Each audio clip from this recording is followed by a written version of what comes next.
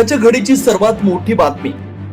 संजय राऊत साहेब, अनिल देसाई साहेब, विनायक राऊत साहेब, सर्व सन्मान्य मंडळी साहेब, मी जास्त बोलणार नाही.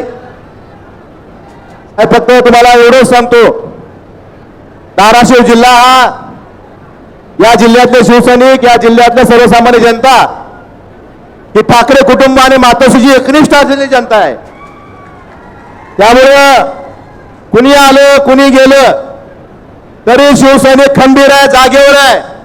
साहेब, पाऊस होता, या धाराशिव मध्ये दुसरा हॉल मिळाला नाही आपल्याला, परंतु विनंती आहे की आपण किंवा आदित्य साहेब आम्ही शेतकऱ्यांसाठी 1-2 महिन्यात आंदोलन घेणार आहेत. त्या ठिकाणी धाराशिवला आपण यावं ही सर्व धाराशिवच्या जनतेच्या वतीने आपल्याला विनंती करतो. आणि साहेब, एवढंच सांगतो की निष्ठा ही बोलून दाखवायची नसते साहेब, कृतीतून दाखवायची असते. त्यामुळं आम्ही 22ला पण दाखवलेलं आहे, आताही दाखवतोय. या सगळ्यांसमक्ष तुम्हाला प्रत्येक समक्ष सांगितलेलं साहेब, पण या तमाम धाराशिवकरांच्या समक्ष सांगतो साहेब, काही झालं तर उद्धव साहेबांची साथ सोडणार नाही.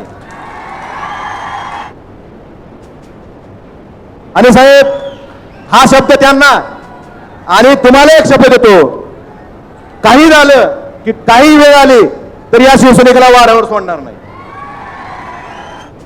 त्यामुळे साहेब, मी जास्त आपला वेळ घेत नाही. आपल्या राऊत साहेबांचं मनोगत ऐकण्यासाठी सगळे उत्सुक आहेत. फक्त मला एवढीच जाण आहे साहेब, माझ्यासारख्या सर्वसामान्य शेतकरी कुटुंबातल्या मुलाला फक्त शिवसेना या 4 अक्षरामुळे जिल्हा परिषद सदस्य 2 वेळा आमदारकी मिळाली, हे उपकार मी आयुष्यभर विसरणार नाही. शिवसैनिकाचे ना आपले, त्यामुळे मी कायम आपल्या सोबत आपल्या आशीर्वादाने इथून पुढच्या काळात काम करत राहील.